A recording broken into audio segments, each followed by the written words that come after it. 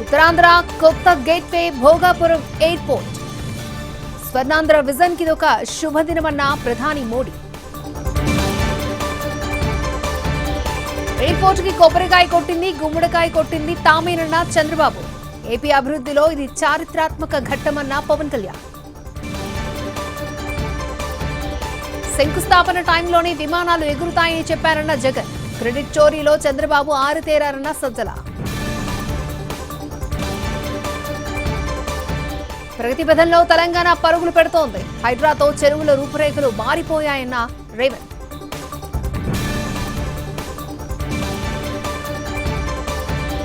కాంగ్రెస్ నిర్మించిన డ్యాంలు 60 ఏళ్లైనా చెక్కు చెదరలేదు. బీఆర్ఎస్ కట్టినవి కొన్నేళ్లకే ధ్వంసమయ్యాయన్న ఉత్తమ్.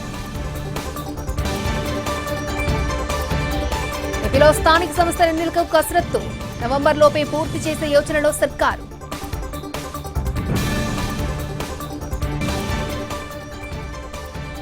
తనను తిట్టిన యువతను క్షమిస్తున్నానన్న ప్రధాని. మోడీనే విద్యార్థులకు సారీ చెప్పాలన్న రాహుల్.